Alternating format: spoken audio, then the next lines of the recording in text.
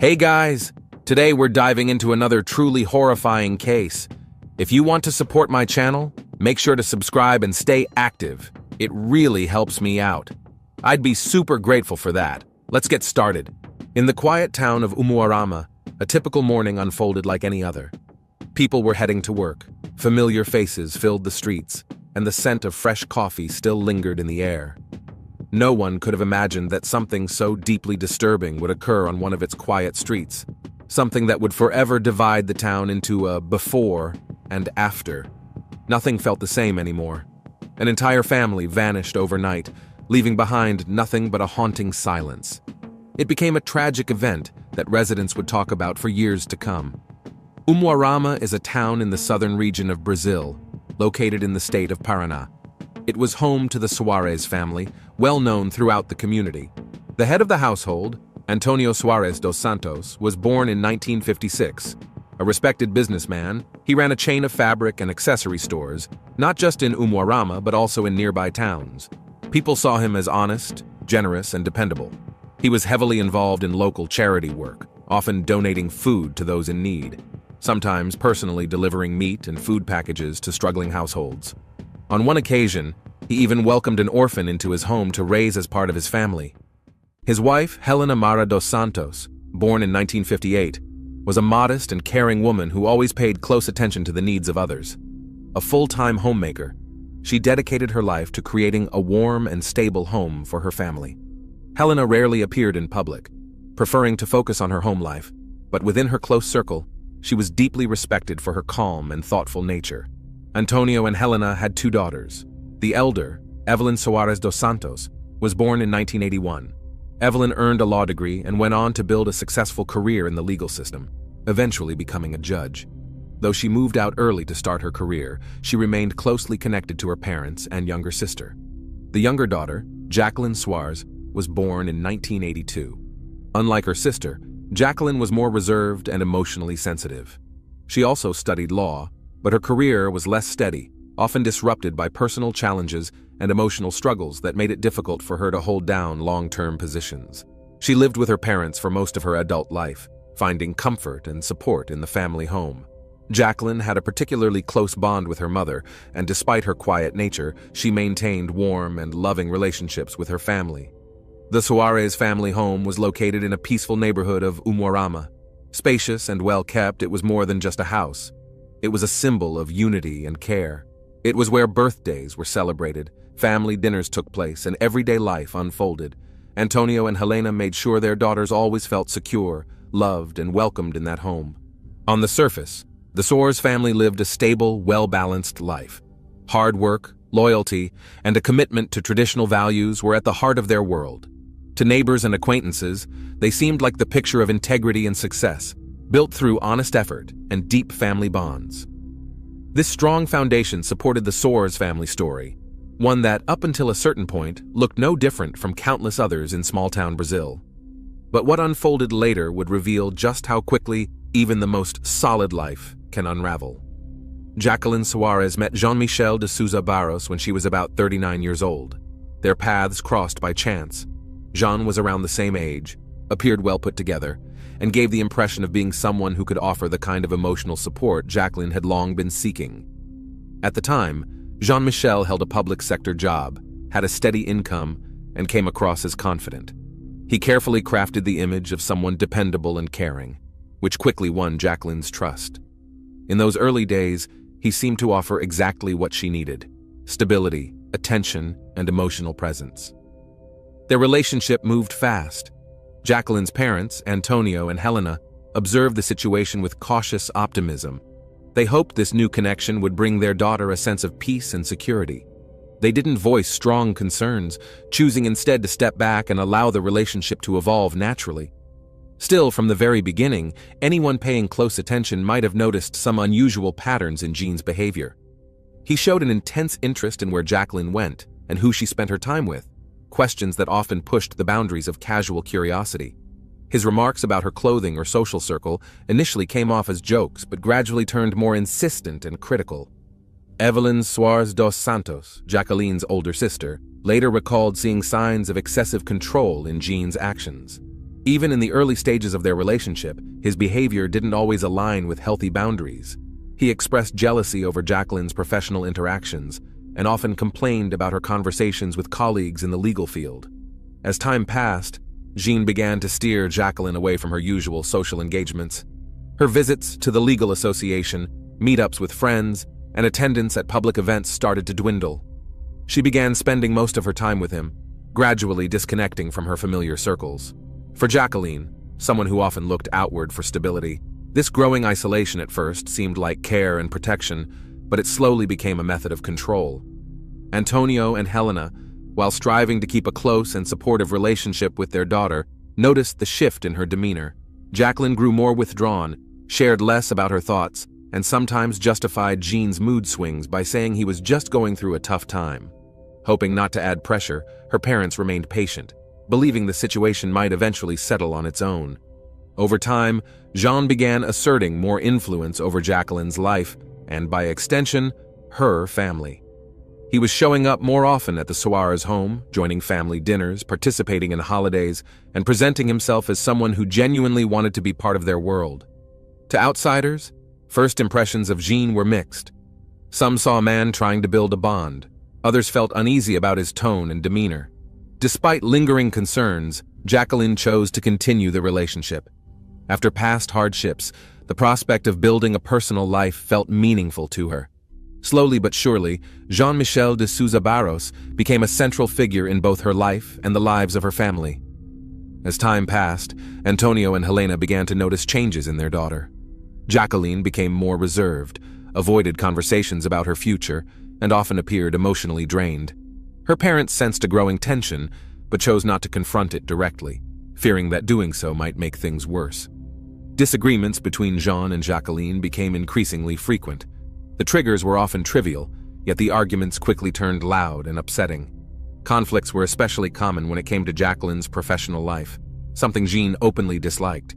Even routine phone calls stirred suspicion and jealousy in him. Evelyn, watching the situation unfold, tried to encourage her sister to maintain some level of independence, but her efforts had little effect. Jacqueline became more deeply entangled in a relationship marked by emotional volatility and growing pressure. Though her parents remained supportive, her sense of internal isolation intensified. Inside the Soares household, the once peaceful and harmonious atmosphere grew more strained. Evenings that used to be filled with calm and connection were now disrupted by arguments. Jean's temper and impatience became increasingly apparent, and he no longer held back from expressing frustration, even in front of Antonio and Helena. This deeply concerned the parents, especially regarding their daughter's emotional well-being. Antonio attempted to have open conversations with Jean, offering help or ways to work through issues. But these gestures were often met with cold politeness or subtle irritation. Helena, more attuned to Jacqueline's emotional cues, made a conscious effort to stay close. Yet she recognized how deeply Jean's presence was shaping her daughter's state of mind. At first, the Suarez family hoped the storm would pass. That time would ease the pressure. But instead, every passing day seemed to widen the gap between the life Jacqueline once knew and the one she now inhabited. It became increasingly clear this wasn't just a difficult phase in a relationship, it was the rise of something far more concerning. By the time Jacqueline Soares and Jean-Michel decided to formally commit, the situation between them had already become strained. Constant arguments, emotional pressure, and overwhelming jealousy left little room for genuine happiness. Still, despite the underlying tension, preparations for the wedding moved forward. From the outset, organizing the ceremony was marked by stress. Once hopeful that marriage might bring a fresh start, Jacqueline now appeared emotionally withdrawn.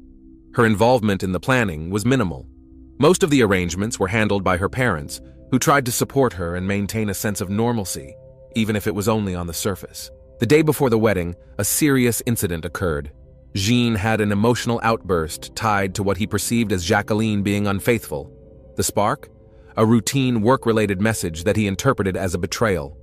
His reaction was so intense that it put the entire ceremony at risk. According to those close to the situation, there was even talk of calling off the wedding at the last minute. Antonio and Helena found themselves facing an incredibly difficult decision. On one hand, they were deeply worried that canceling the wedding might worsen Jacqueline's emotional state. On the other, they feared that proceeding with the marriage in such an atmosphere could lead to long-term harm. In the end, they chose not to stand in the way. The ceremony did take place, but it lacked any real sense of celebration. Among the guests, there was a noticeable tension. People weren't smiling. Instead, their expressions revealed discomfort and concern. Many noted Jacqueline's distant demeanor. She barely smiled and moved through the event mechanically. Jean, by contrast, appeared composed. In public, he maintained a calm, respectful image, though those who knew him well sensed an undercurrent of irritation behind his polite exterior. The entire event felt more like a formality than the joyful beginning of a new chapter. In his speech that day, Antonio emphasized the importance of patience and mutual support in marriage. Notably, he avoided traditional expressions of joy or optimism. His words were careful, as though he was trying to balance preserving the moment with voicing concern for his daughter's future. Evelyn, who attended the ceremony, would later recall that a heavy feeling hung in the air from the start of the day. She and other close relatives couldn't shake the sense that things were moving in the wrong direction, that something wasn't right. After the ceremony, the newlyweds returned to Antonio and Helena's home. Originally, the plan had been for Jacqueline and Jean to begin their life together in a separate place. But for various reasons, including financial ones, they stayed in the family home. It was not a joyful decision, but a practical one, and it only deepened the cracks that had already begun to show. Jacqueline tried to adjust to her new reality. She went through the motions, handling daily tasks and avoiding discussions about deeper issues. Jean continued presenting himself in public as a caring husband, but behind closed doors, the tension between them was growing. In the early weeks of their marriage, it became clear that the problems they had faced before hadn't gone away. In fact, living together under the same roof as her parents only made things worse. Small disagreements turned into major arguments. It was becoming obvious that the relationship, rooted in dependency and emotional pressure, had little chance of healing.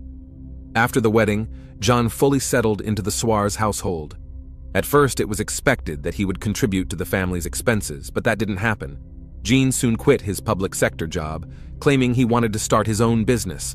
But after stepping away from his job, he didn't take any real steps in that direction. In practice, all financial responsibilities fell on Antonio and Helena.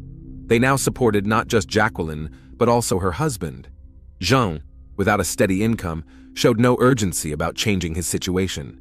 He spent his days mostly idle, showing little interest in finding work or developing a business.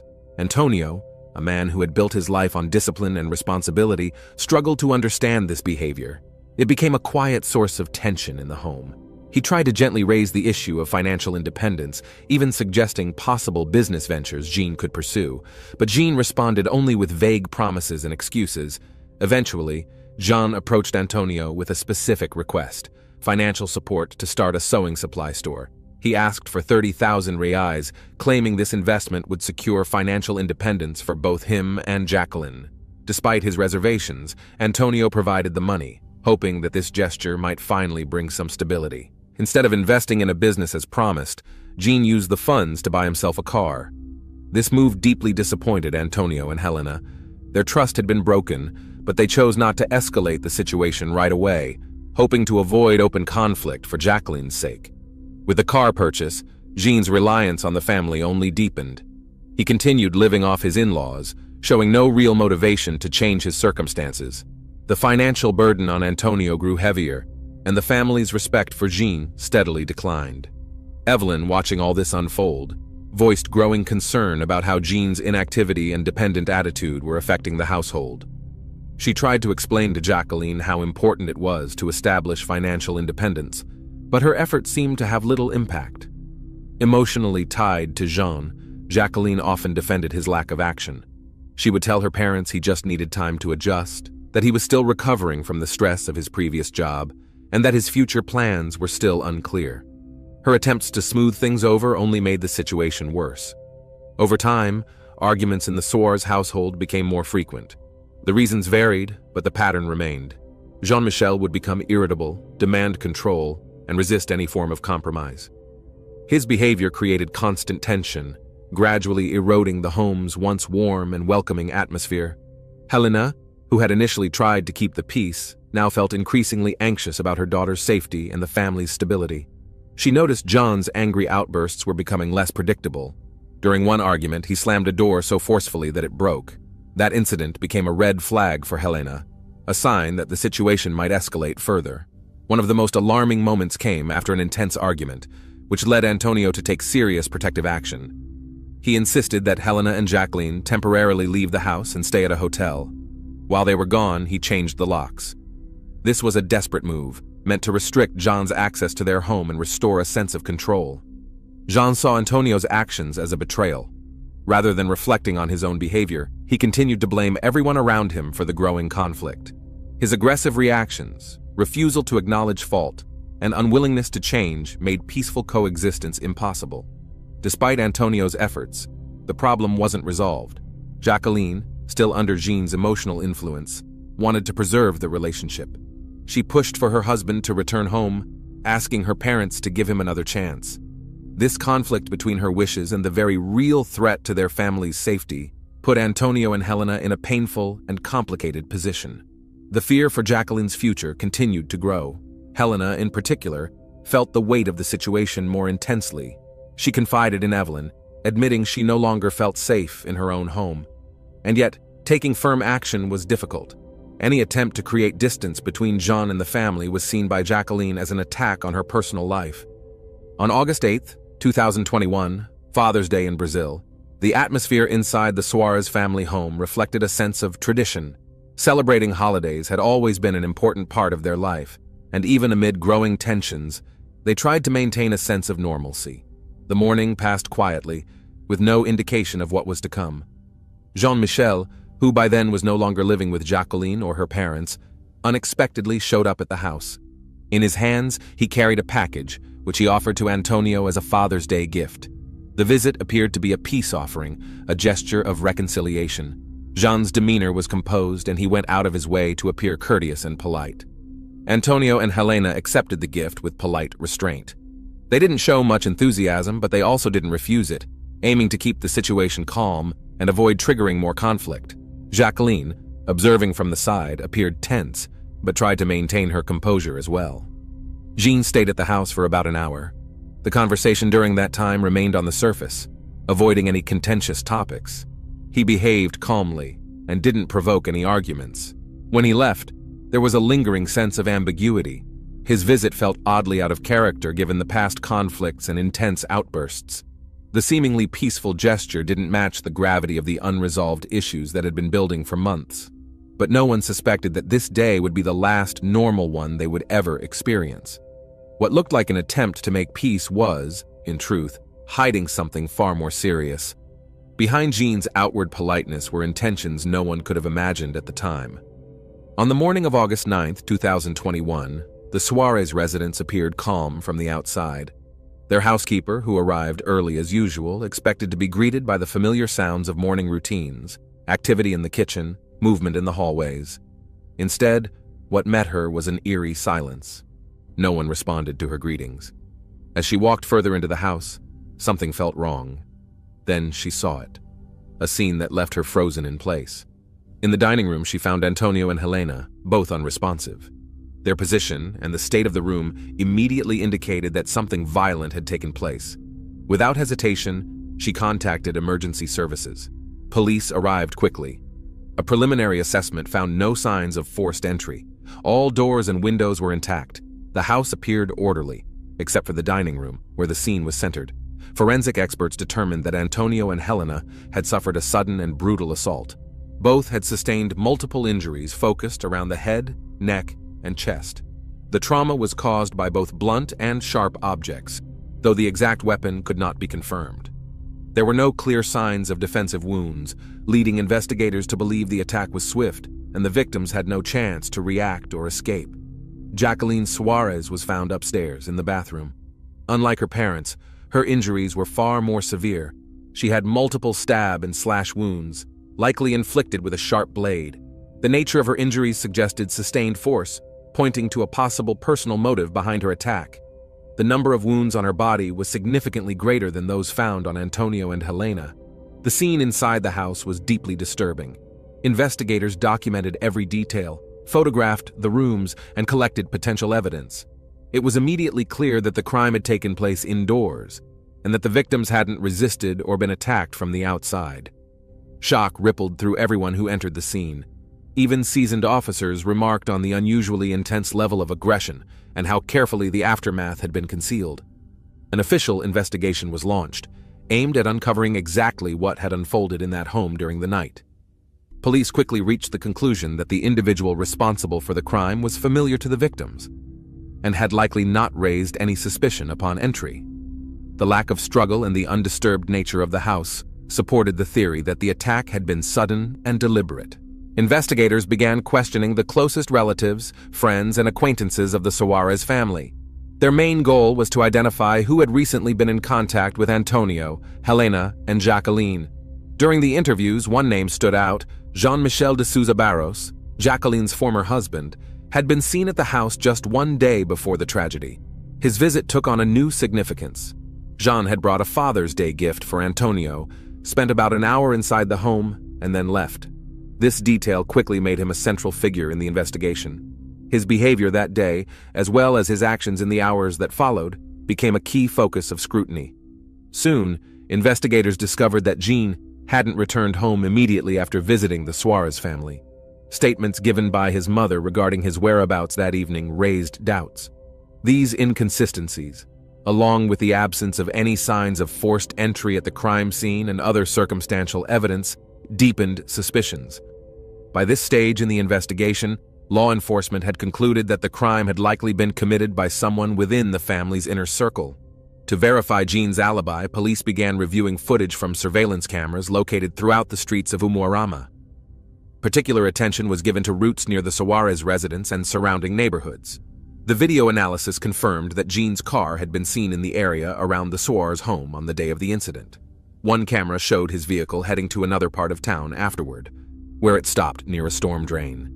The footage captured a man matching Jean's build exiting the car, approaching the drain, and tossing something inside.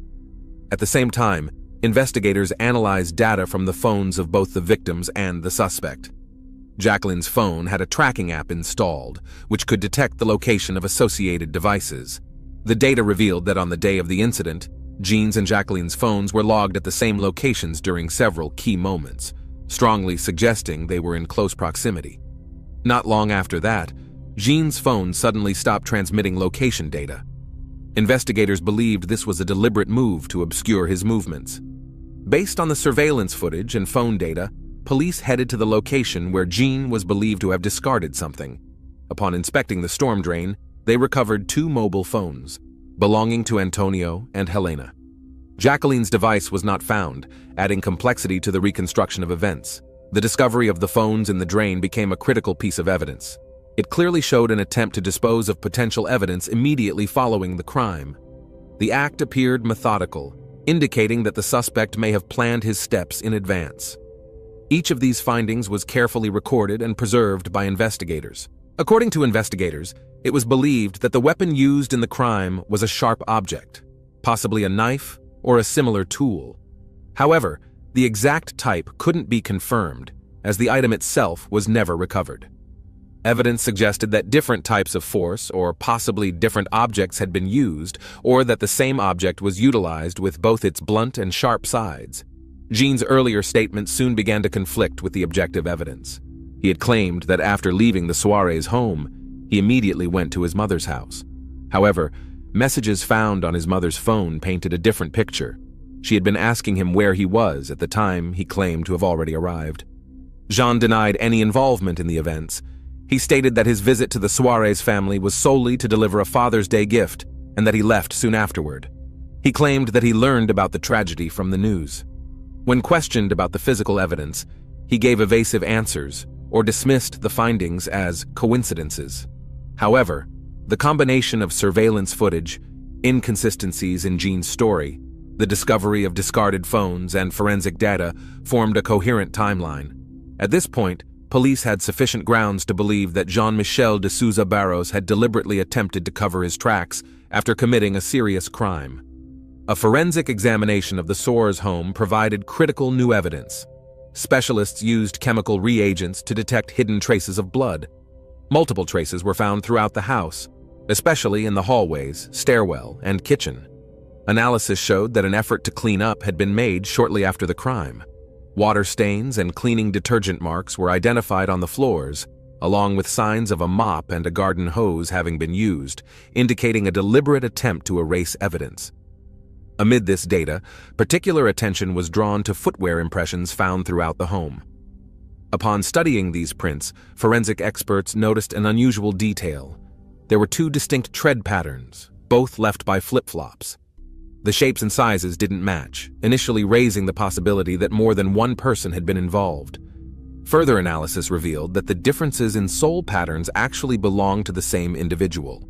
Each print matched a different brand of flip-flop, but the stride length, pressure points, and walking style were identical. This led investigators to conclude that one person had been wearing a mismatched pair, flip-flops from two different manufacturers. During a search, Jean-Michel's black flip-flops were seized. Examination confirmed that the left and right shoes came from different brands. This became a crucial piece of evidence in matching the prints found at the crime scene. Forensic experts conducted a detailed comparative analysis. The shape of the soles, patterns of wear, and pressure distribution matched exactly with the prints discovered in the house. Such a match was highly unlikely to occur by chance, especially given the unique nature of the mismatched footwear. Additional reviews of the scene revealed that the footprints were not random. Instead, they indicated deliberate movement, between the bodies and sources of water, from the kitchen to the front door. This pattern showed that the individual was familiar with the layout of the house and was acting intentionally after the crime had been committed. The presence of footprints made by two different flip-flops, confirmed to belong to one person, further reinforced the theory of premeditation. The identification of Jean's footwear as matching the prints found at the scene became a key piece of evidence linking him to the crime at the time it occurred. The forensic conclusions ultimately dismantled any theories that the tragedy was a result of an accidental loss of control or the actions of an unknown outsider. The picture was becoming increasingly clear. The crime had been committed by someone who knew the layout of the house, acted deliberately, and made conscious efforts to cover their tracks. After charges were filed, Jean-Michel's defense team launched an aggressive effort to challenge the evidence gathered by investigators. Their primary strategy was to highlight any details that might raise doubt in the minds of the jurors. One of their main arguments focused on the size of the footwear. The defense insisted that the flip-flops seized from Jean were smaller than his actual shoe size.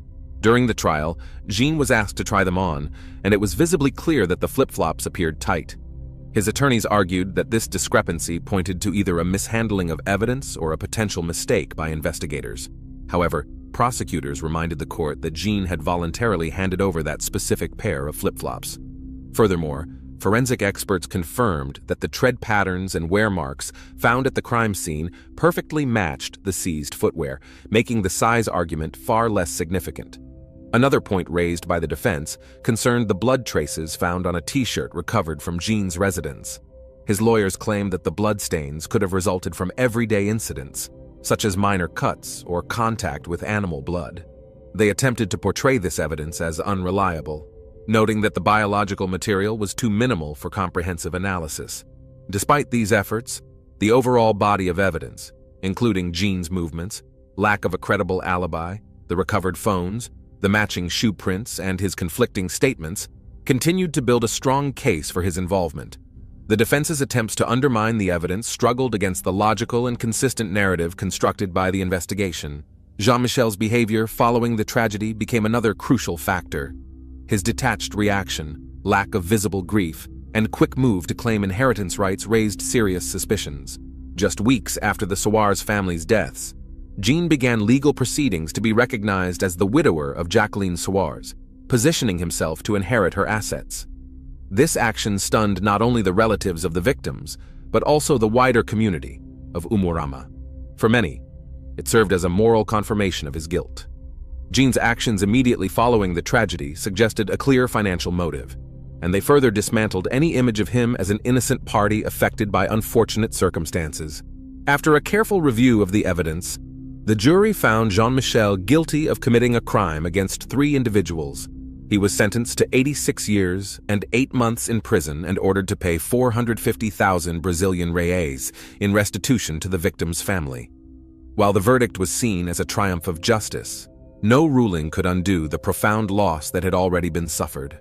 After the verdict, a heavy silence fell over the Soares family home. The only surviving member was Evelyn Soares dos Santos, now left without her parents and sister. Although there was some comfort in knowing the responsible party was held accountable, the pain of loss remained. For Evelyn, a new chapter began, one where every memory of the past carried the weight of grief.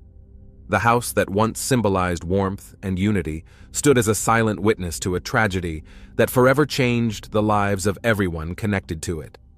In Umuarama, the story of the Soares family remains a stark reminder of how dangerous misplaced trust can be, even toward those once welcomed into your home. Thanks for watching, everyone.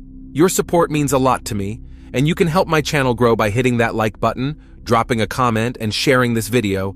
Your engagement really makes a difference. See you soon.